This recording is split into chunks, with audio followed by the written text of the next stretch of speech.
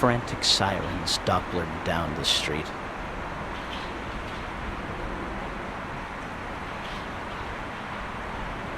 The man woke up and thought of crises past.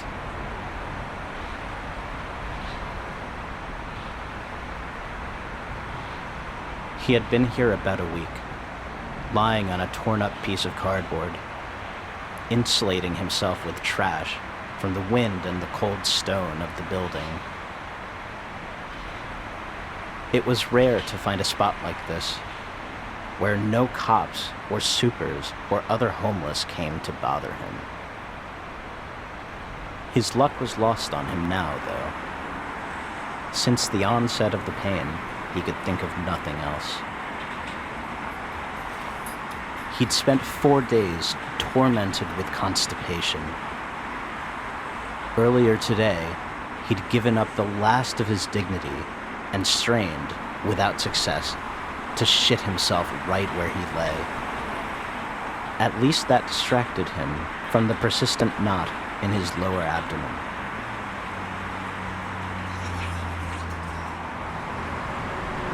Late-night traffic rumbled down the highway. Tires pounded on the overpass, a grumbling sound accompanied by mournful whispers of trucks parting the air with brutal speed.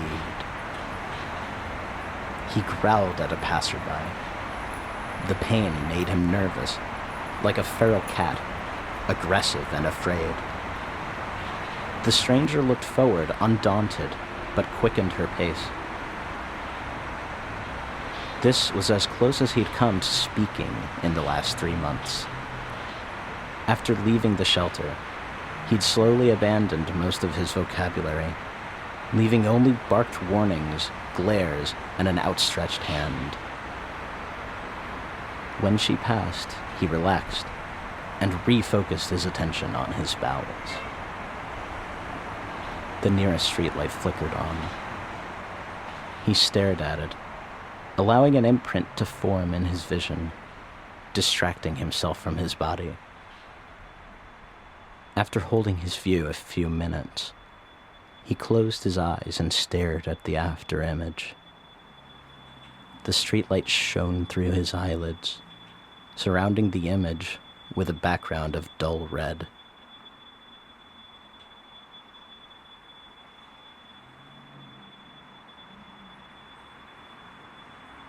He heard footsteps and growled again. They approached with purpose. He pushed himself upright, muttering half-formed obscenities. Someone was speaking to him, holding something out. Food? He hesitated, then snatched the bag, tore it open, and devoured the partly eaten sandwich inside. This had never happened before. Once in a blue moon, he'd wake up and find $1 deliberately left for him. And when he was panhandling, sometimes people would offer peanuts or water. But nobody had ever sought him out like this, specifically to offer food.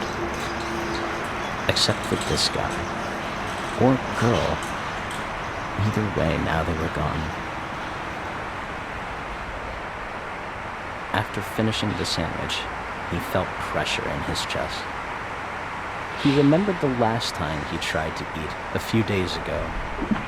It was just a bag of pretzels and someone's unfinished Corona, but he couldn't hold it down. Now he cursed as he recognized the signs. Something was coming back up. The feeling in his chest expanded, constricting his throat. He coughed, then again, harder. Each cough lifted him further from the ground. Soon he was floating 3 inches above his cardboard bed, still sitting and retching. He doubled over, reaching his hands downward, and found that the ground wasn't where it should have been. Disoriented, he lost balance, flailed, and coughed more violently till a torrent of fluids erupted. After the sandwich came out, nearly intact, gallons of clear liquid followed. From the ground, a foot below, it splashed onto his face. He rose higher, higher by the moment, far above the ground. Each spasm and heave propelled various parts of his body different ways. The shoulders jerked forward, up, down and back in their sockets. His neck screwed this way and that. Limbs darted about from one angle to another, every joint strained and his bones cracked. As the man spun faster, he lost all sensation. The sidewalk, the building facades, and the highway faded from view and from memory. Presently he found himself naked, suspended in the midst of a great featureless nothing. External stimuli, like temperature or weight, had no meaning or analog here. Only a dreadful white glow from all directions, and a single unworldly tone. His nausea, which had calmed for a time, burst into a piercing flame in his gut, prompting a desperate howl.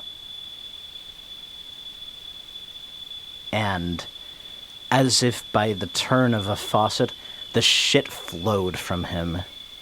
Lumps and liquidy spurts drifted lazy and unchecked, propelled by inertia in a wandering line from his sphincter.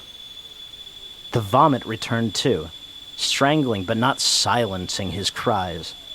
Colorful and chunky, it floated upward and dissipated.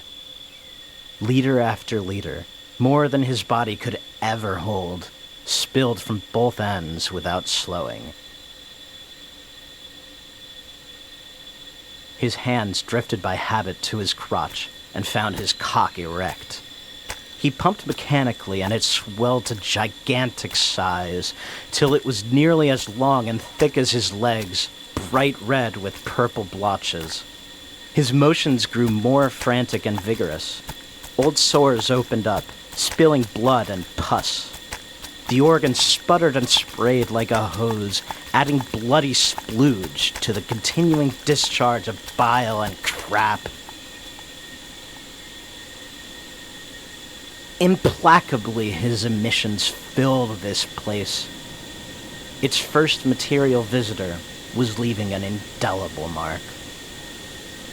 As the tokens of his body poured forth, reaching even to the infinite borders, they began to mix with the pure surrounding light. White turned to a dim, jaundiced yellow. Eventually, his excrement filled this measureless place, blocking the light, leaving no room for movement, no space for thought or affect, only for himself. The man felt his own filth around him, pressing tightly against his skin.